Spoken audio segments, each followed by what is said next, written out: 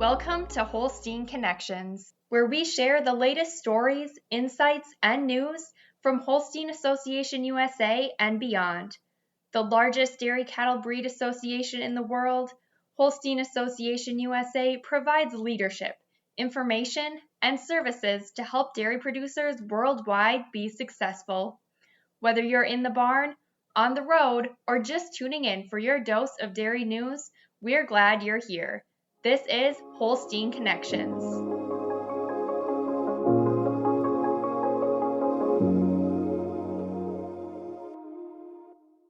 At the 2025 National Holstein Convention in St. Louis, Missouri, Holstein Association USA hosted the second installment of Holstein Horizons, our free educational seminar series featuring speakers and panels made up of dairy industry experts. Each session focuses on niche topics designed to provide realistic, take-home insights for your farm. This year's panel invites attendees into a conversation centered on one of the most emotional and complex aspects of dairy farming: transitioning ownership across generations or between producers. Moderated by Lisa Behnke, the panel features 3 dairy farmers, each representing a distinctly different path into ownership. Betsy Bullard shares insights from her family's 10-generation legacy. Trent Hendrickson tells the story of a journey that began with a handshake opportunity. And John Schoen reflects on guiding a long-standing family farm into its next era. Here is a snapshot of their stories as shared at the beginning of the panel. First, we heard from Betsy Bullard of Breguin Farms in Turner, Maine. She shared that after graduating from Cornell in 1996, she spent 7 years working for Cargill Animal Nutrition. In 2000, she and her husband Bill returned to her family's dairy, Breguin Farms. The farm was founded in 1777 by settler Daniel Briggs and is now entering into its 10th generation. At the time of their return, the farm was milking 55 cows in a tie-style barn that had not seen major improvements since 1955. Betsy and Bill began their journey as employees rather than owners. The first major transition takes place as ownership shifts from her grandmother's generation, which involved navigating family dynamics with her father's 5 off-farm siblings. That transition was completed in 2002. From 2003 to 2012, the farm expanded to approximately 400 cows and invested in updated facilities and automation. Also during this time, ownership transitioned from Betsy's parents to Betsy and Bill. In 2009, they made a significant strategic decision to sell all of their crop equipment and began purchasing all of their feed so they could focus entirely on developing their registered Holstein program. Betsy explains that through every stage of transition, 3 things have remained constant at Breguin Farms: high-quality registered Holsteins, family involvement, and never-ending change. She emphasizes that success comes from leaning into family members' individual strengths, remaining creative, thinking outside of the box, and being willing to step back when interest or direction shifts. Today, Betsy oversees their breeding program, IVF and embryo work, and manages the show cattle. She's also highly active within the New England Holstein Association and currently serves as the Region 1 Director for Holstein Association USA. As she closes her introduction, Betsy sets the tone for the panel by stressing that successful transitions require resilience, open dialogue, and guidance from those who challenge your thinking. Her core advice to anyone pursuing a transition project is: get comfortable with uncomfortable conversations and find advisors who will ask the questions that don't have easy answers. Next, we heard from Trent Hendrickson of Trent Way Genetics in Blanchardville, Wisconsin. Trent shares that he grew up with registered Holsteins on his parents' farm, Jeffrey Way Holsteins. Through his family's passion for the breed, Trent explains that he was given a clear foundation early on for understanding what makes a great registered Holstein cow. His parents' success selling bulls and welcoming international visitors helped shape his own vision and provided the blueprint for what he hoped to build. In 2011, at just 23 years old, Trent approached local Holstein breeder Dave Erickson, who was nearing retirement, to ask about his future plans for the farm. About a month later, Dave met with Trent and his family, and they worked together to create a transition plan. At the time, they didn't know much about the structure of the agreement, and they had no formal contract. It all started with a handshake. They launched the agreement in December of 2011 under a 60-40 milk check split. Dave owned the buildings, equipment, and provided the feed and infrastructure updates. Trent owned the cows and covered the protein, semen, and milking equipment costs. Within the first year, they moved to a 50-50 split and continued under that agreement for 5 years. Trent and his wife Kelsey began with 47 cows and 12 heifers. Some of these animals trace back to a red and white Holstein calf gifted to Trent by his godfather when he was 7, a moment he credits as the start of his passion for red and white Holstein genetics. This forms the core philosophy at Trentway Genetics, where the focus is on breeding balanced-type cows, especially red and red carrier cattle. Today, about 95% of the herd is red or a red carrier. After 6 years of farming together, Trent and Kelsey purchased the building site and 73 acres from Dave and began expanding by building a freestall barn. They entered into a rent-to-own agreement on all the machinery but eventually decided to shift away from owning equipment. Trent lightheartedly shared that every time he was out in the tractor, he wishes he was in the barn. Now, all of their fieldwork is custom hired out. Over 12 years, the operation grew to around 400 milking cows and 600 young stock. Their rolling herd average is 28,483 pounds of milk, with a 4.0% fat and a 3.2% protein. They operate on approximately 800 acres, rent 3 farms, and employ 5 full-time workers. Major improvements included freestall expansions, a new heifer facility, a 5.4 million gallon manure pit, and employee housing. Their genetic program has grown to include more than 80 excellent cows and over 45 bulls sold into AI. As a young farmer stepping into ownership, Trent acknowledges that he did not initially know how to run the business side of the farm. He started by establishing the operation as an LLC, completed estate planning, and brought in a dairy consultant to help define their long-term strategy.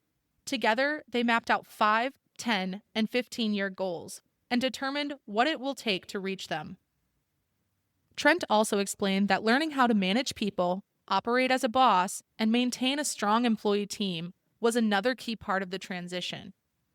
As he closed his introduction, Trent highlighted that successful transitions are built on courage, flexibility, partnership, and having a strong team to support your goals. He emphasized the importance of being willing to take the first step, learn as you go, and letting your passion guide the decisions you make. Finally, we heard from John Schoen of Schoen Farms in Oak Ridge, Missouri. John Schoen is the 5th generation on his family's dairy, which has operated in the rolling hills along the Mississippi River in southeast Missouri since the mid-1850s. Although he grew up on the farm, much of his deeper education comes from attending seminars, touring other dairies, studying industry trends, and learning from extension specialists and mentors.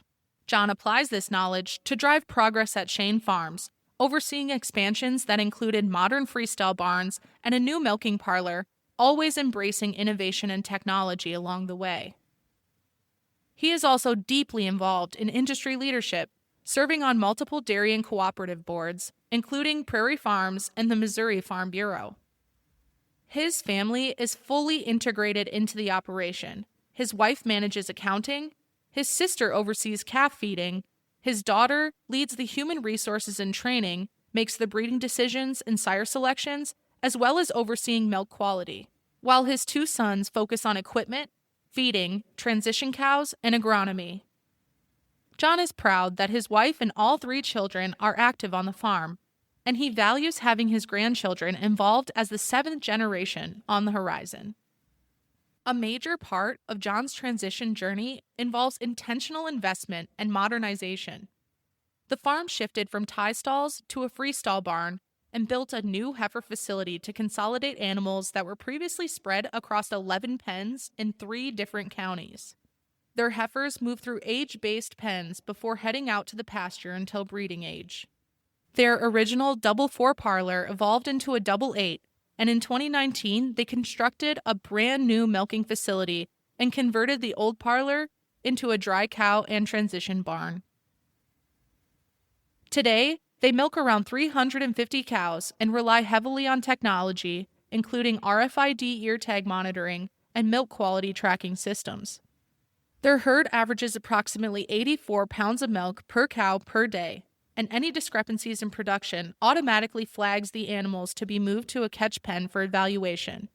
John notes that this technology has been a major game changer in detecting illness or mastitis early. As he looks towards the future, John shares that one of his biggest challenges is deciding whether to expand or not to in what he calls a dairy desert, with only 8 dairies across 3 surrounding counties, posing challenges for veterinary care, equipment servicing, and labor support, making every growth decision more complex. Because of those challenges, John stresses the importance of using outside expertise. He encourages others to seek transition resources, such as the International Farm Transition Network, and shares that working with a facilitator was money well spent when taking the first steps towards transferring ownership. As he wrapped up his introduction, John emphasized that progress and successful transitions come from being willing to invest in knowledge and lean on experts. He credited advisors, mentors, and transition facilitators as essential partners in helping to shape the future of their farm. His message is clear. You don't have to navigate transition alone. Use the resources available and surround yourself with people who help you move forward with confidence. Now that you've been introduced to each speaker's unique path into ownership, we'll take you directly into the live panel recording, where these 3 producers dive deeper into communication, transition planning, financial realities, and the emotional journey behind passing a dairy from one set of hands to the next.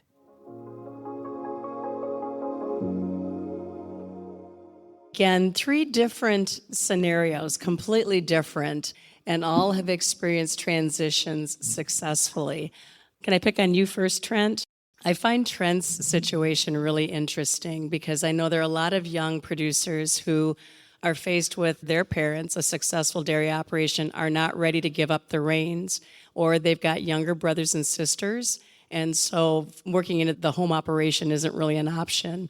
And Trent figured out a way to do that. Clearly, he said he started a conversation with David Erickson, but my question for you, Trent, is how do you build trust and confidence when you're not blood that you can take over? And what kind of conversations did you have with David to assure him and make this move forward?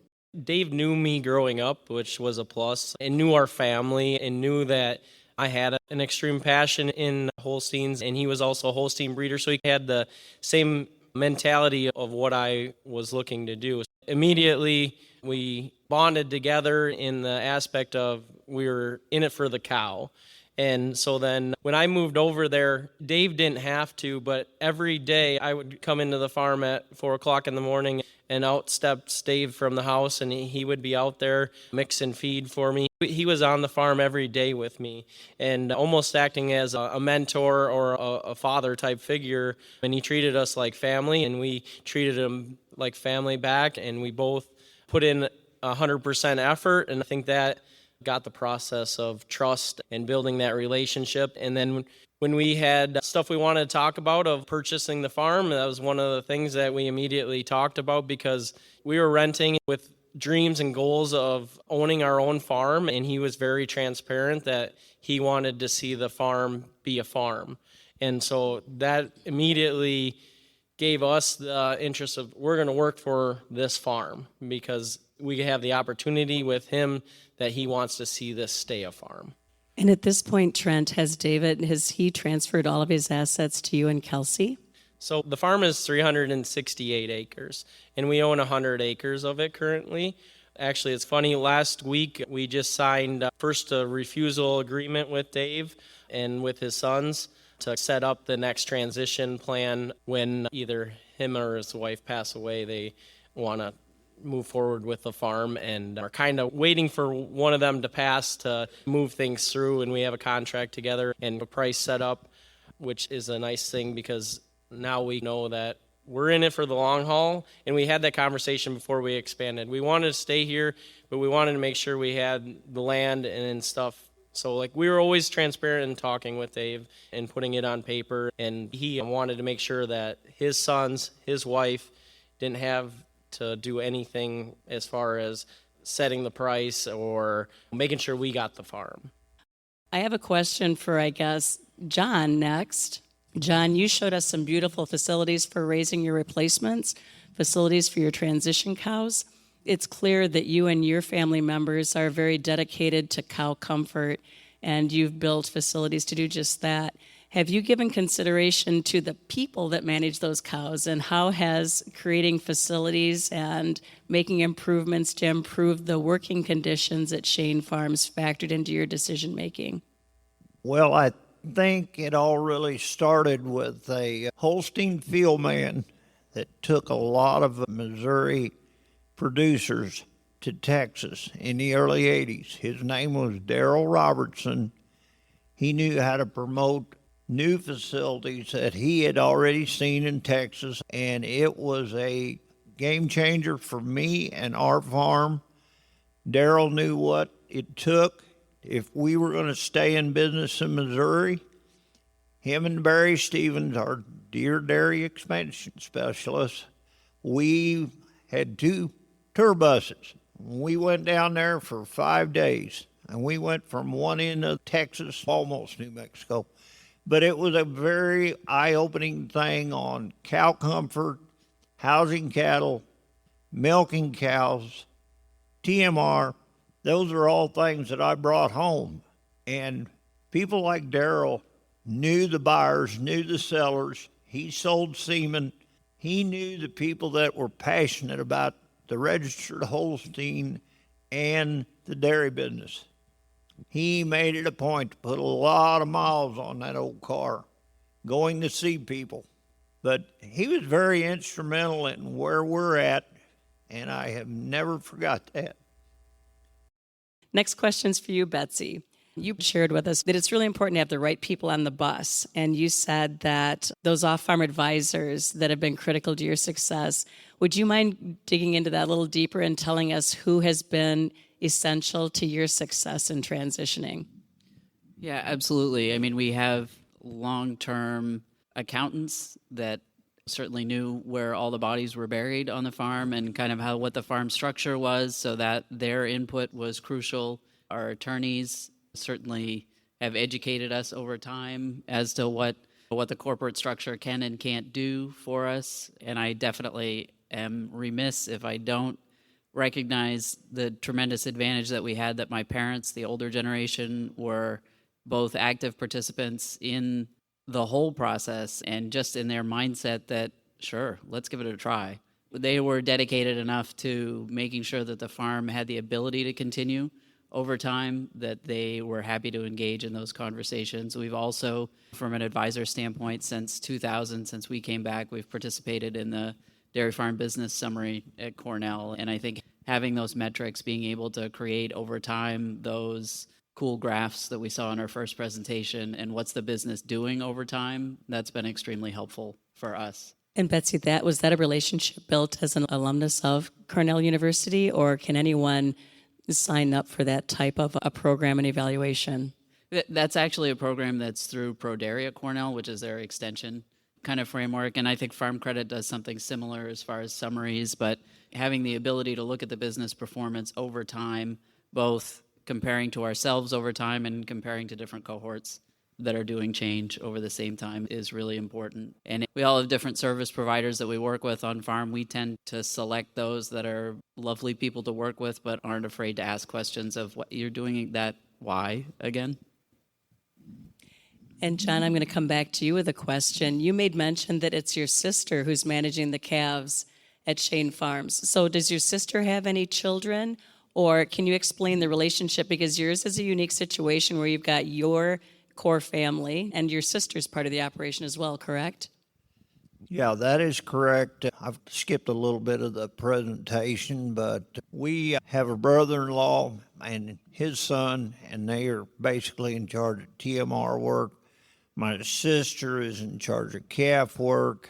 We are a corporate structure. I didn't say that earlier, but we are shareholders, and as we get older, we have started to move some shares over to the next generation, and we are a C Corp. We have through the years working with different dairy industry corporations that a tax advantage is not real good for a C or S corporation compared to a partnership or a single owner. But we have that structure in place where the bylaws are so important in the corporate structure and the shareholder rights and what they can do, what they cannot do. This is all part of the transition with a corporate structure, and I really have confidence in it because it has rules in place that they may not like them at times. No family transition is a bed of roses, and if you think it is, you're in Disneyland because there's always going to be something come up. Somebody's got a different plan.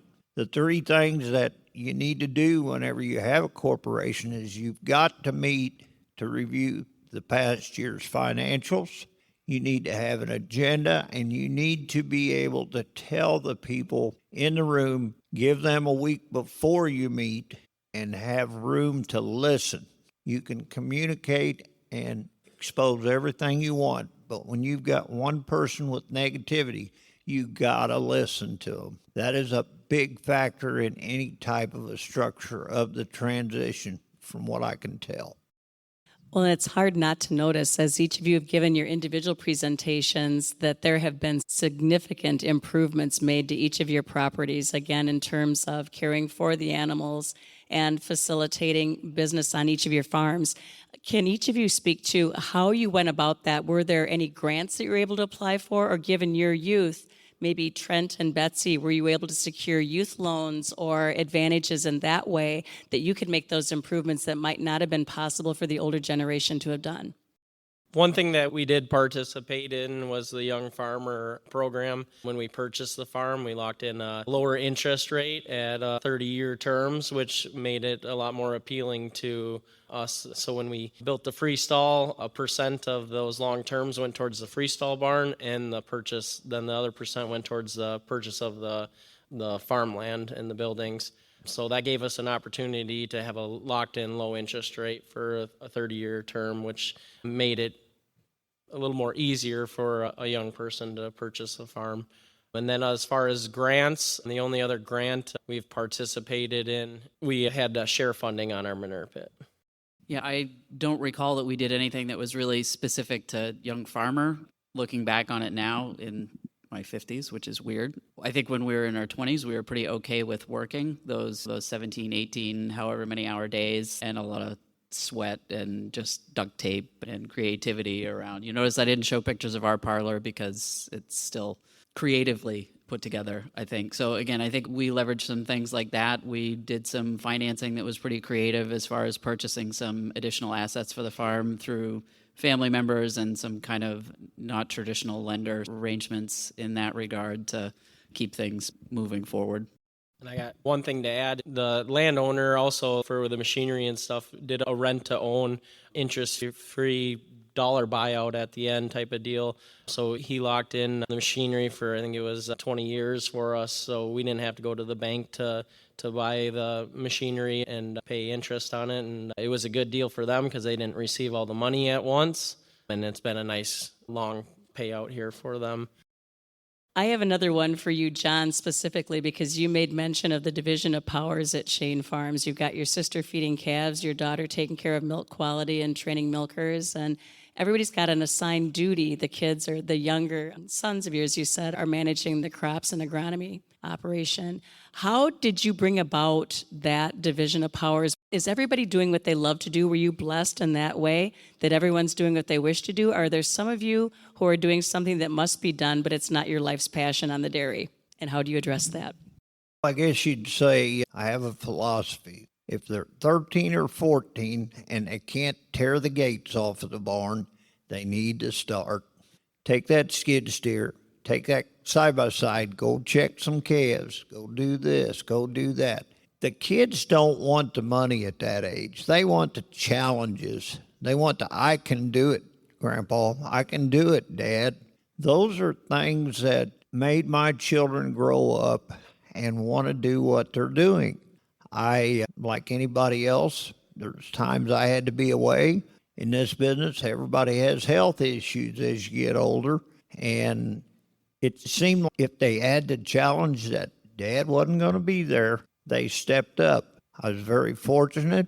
I never really pushed my kids, but I've got them in a position where they can take care of a lot of things mechanical. My nephew is a very great steel fabricator. He went to work off the farm but came back. His dad is looking at retirement too down the road. We're all getting that close. And my kids, I didn't even push them into it. We used to do all the electrical and all the plumbing, but all of a sudden I've got one that takes care of fans. He takes care of electrical. The other one takes care of the plumbing. Boy, that made my job a lot easier. And so I think what is the biggest thing that I have impressed is that every job on our farm, there needs to be at least two people that can do it. Making feed, going out and working ground, hauling manure. Those are all things. We have a truck. We haul a lot of commodities, bedding, and my two sons also have a CDL license because we have to go out of state. Not too many farms have got that luxury. So when I'm here, if somebody's got to go get feed in Illinois, they can do it. So we've got a good structure going here, and that's about where we're at. Thank you.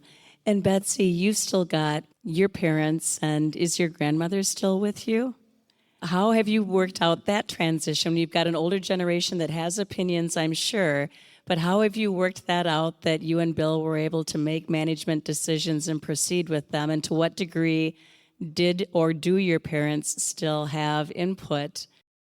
My parents are 100% with us. And like I said earlier in my intro, that's an ongoing process. They're both people who are pretty passionate about the cows. They're pretty passionate about what's going on the farm, but their roles are very different today. Their roles are not the nitty-gritty of what are we making for decisions, maybe specific to longer-term planning around the farm, but they certainly want to be engaged in that, and they certainly do like being engaged in kind of the day-to-day, whether it's more conversational at this point, I think, whether it's conversations around breeding decisions or goals in that regard, or whether it's conversations that might start like, what exactly is it that you're building over there again?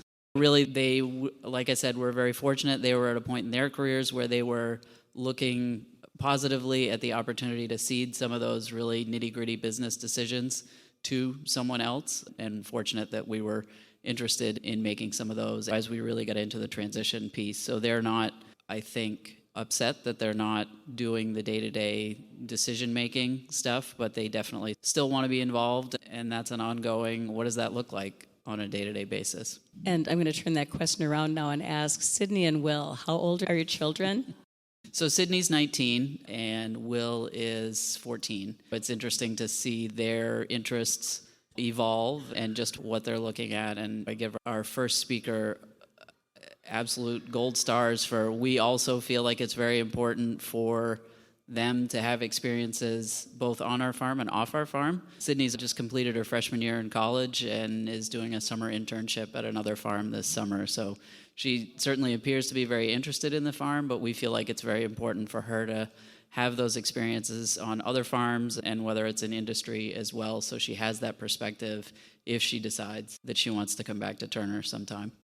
Tremendous opportunity. And like you say, you worked with Cargill for a number of years before returning to the farm. So again, you had a chance to be on many operations before returning. And I'm sure you brought good ideas with you as well as relationships that have only furthered things as you're owning and managing your own operation. Absolutely. And I think on the good ideas, but even more importantly, we got to experience some, or I guess observe some decisions that didn't look like they had worked out fabulously well, and hopefully we took that information and made some of our own decisions so we could not make someone else's bad decisions, we could make our own and move on to maybe make good decisions as a result of those.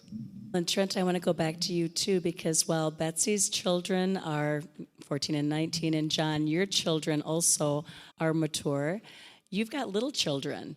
Let's talk a little bit about that life balance, because yours is a generation that is doing it all. You've got little children that are going to be interested in off-farm activities too. How do you and Kelsey balance life and business? There is no balance.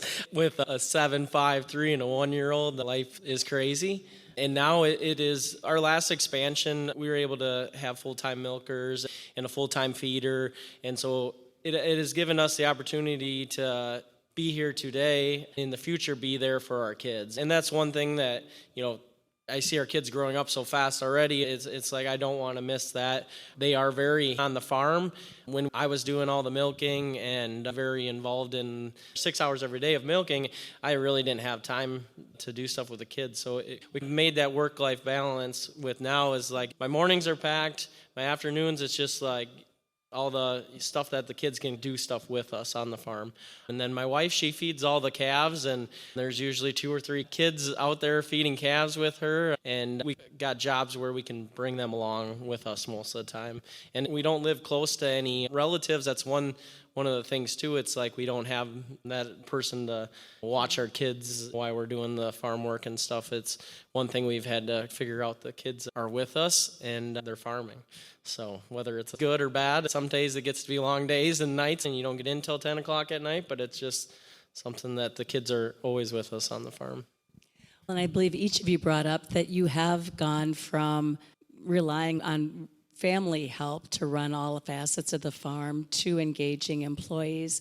Could you speak to that? What are the unique challenges of making things work with just family labor, and how is that different when you employ people that are non-family to assist with the operation?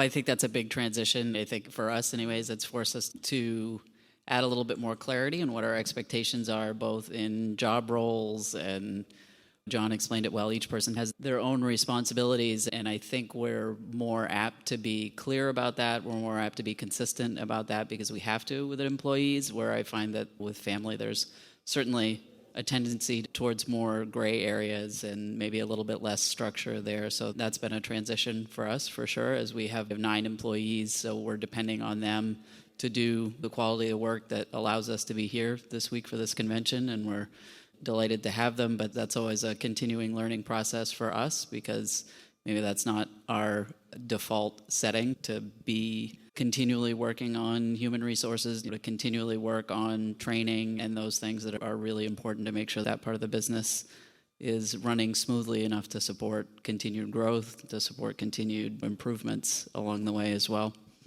And Betsy, if I might ask, are you and Bill the first generation to have hired help?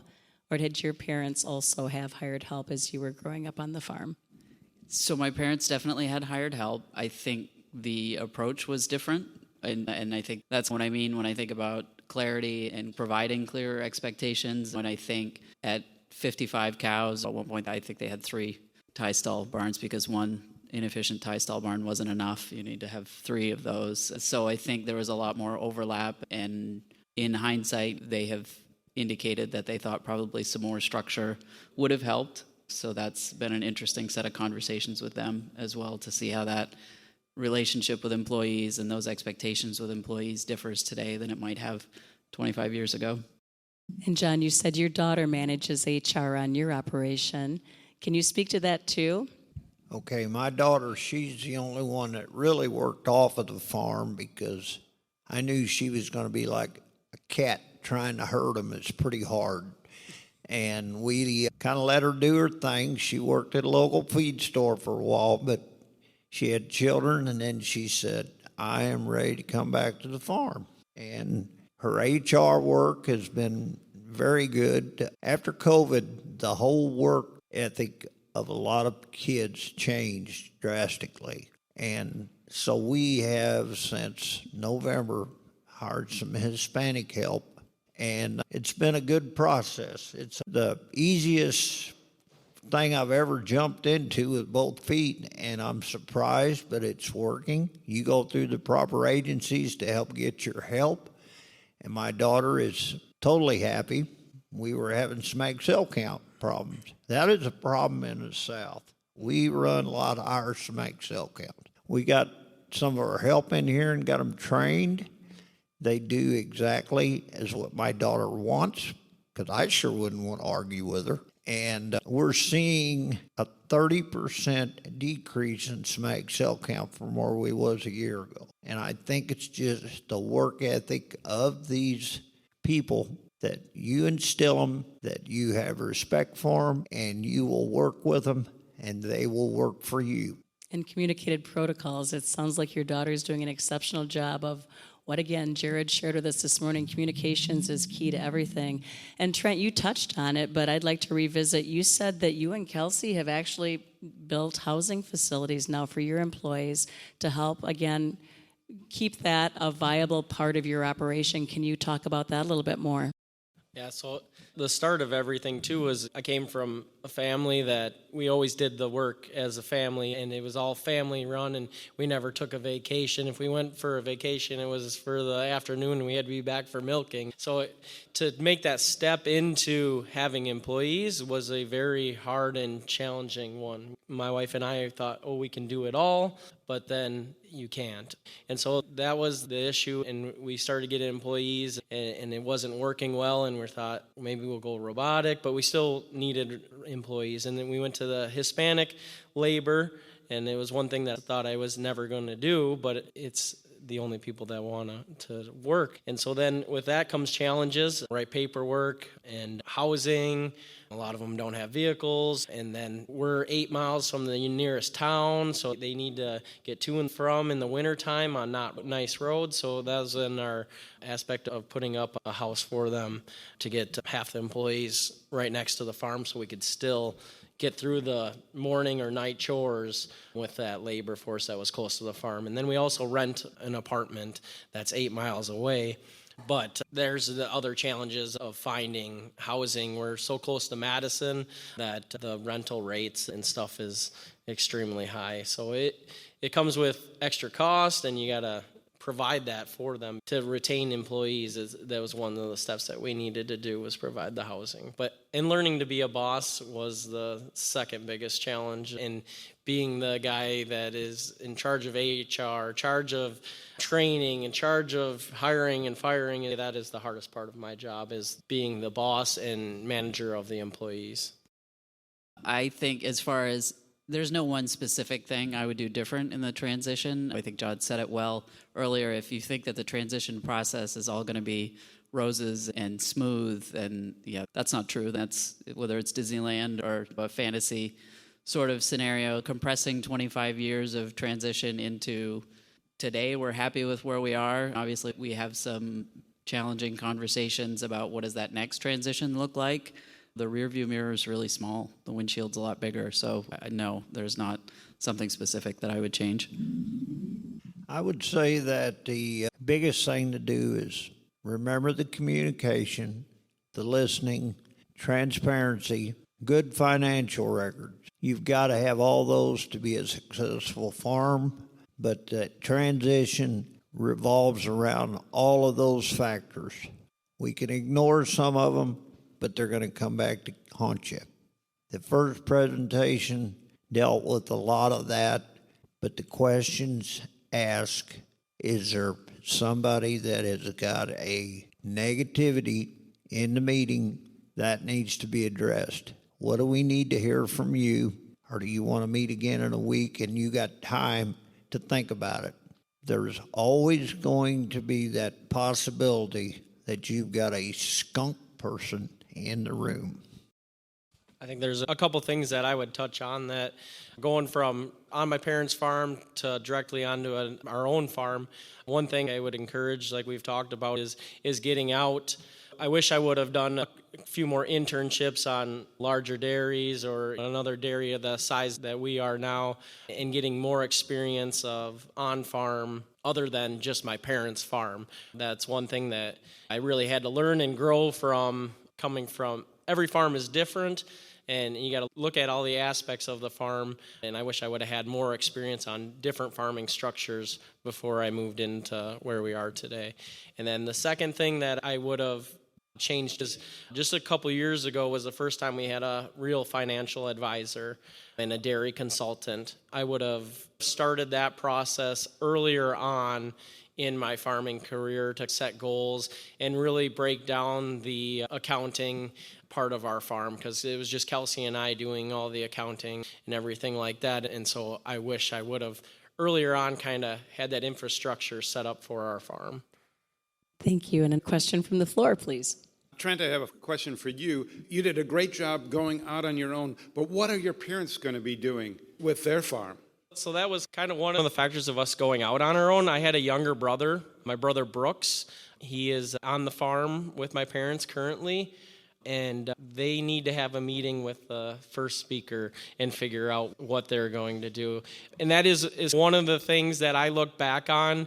I always dreamed of farming with my mom and dad. That was my life goal. And it was a little disheartening when we did go out on our own, because then I'd missed that experience of working with my mom and dad side by side. So it was a big hurdle to come over. But now looking back, we've built this beautiful farm. We're raising our own family here. I don't have anybody else to make decisions with besides my wife. And so we are our own entity and our own farm, and that's what I enjoy. Looking back, I would love to say that I'm farming with my mom and dad, but they had no intentions of expanding at the time, and it was going to be hard to take two incomes on their farm there. So they're going through trying to figure out the transition into my brother's, and they're sit right on the edge of town, and the land could sell by the square foot. So it is a tough situation there that I don't envy my brother and my family for having to figure that out. Any other questions? One final one. Can you share with us perhaps what the greatest gift your predecessor gave you was? If you were going to be speaking to, because all of us seated here in this room today are in either a position to transition to or be transitioned to. So as those of you who are in a position to transfer your assets to a younger generation or to someone perhaps not even related to you, what is the greatest gift that person can give you? I'll say this, and not to sound corny, but my whole farming career is based around the Holstein cow and people that were passionate about the Holstein cow. And that passion is for the Holsteins is what has got us to farming and where we are today. And both my parents and Dave, the gentleman that we took over the farm for, were both very passionate Holstein breeders. And the reason I want to farm today is to better the Holstein breed. And I think that giving us that passion for both people to install that in me today is kind of it. I would say that this young man, to have somebody mentor him to make what he has got, we need more of that in the dairy business. We have too many farms that go, I'm shutting the doors. I don't want to hear that vacuum pump in the mornings.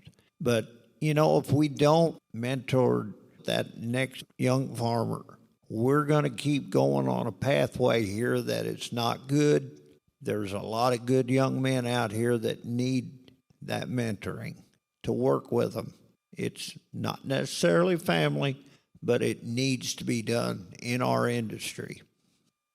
Yeah, I would agree completely with that. I think we all need to be open to those new opportunities that come up, whether it's a mentoring arrangement, and just maintain an open mind. Maybe our farm looks different. I'm sure our farm will look different 10 years from now. It certainly looks different than it did 10 years ago and 25 years ago. But I think that's probably the greatest advantage that my parents and my grandfather kind of passed, was just maintain that sort of open mind and don't be shy about making changes and making sure that you're open to opportunities that come out there. And certainly that will be an advantage going forward. Thank you all three. We wish you all continued success and continued successful transitions to future generations. It's clear that in each of these scenarios, you've got some pretty eager people in the wings that are looking to take over at some point.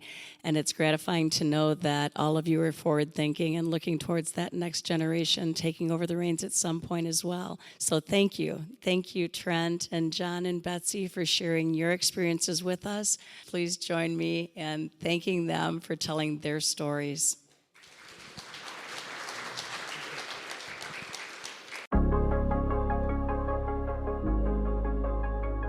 Thanks for listening to this episode of Holstein Connections. Whether you're in the barn, on the road, or just tuning in for your dose of dairy news, we're glad you're here. Until next time, this is Holstein Connections.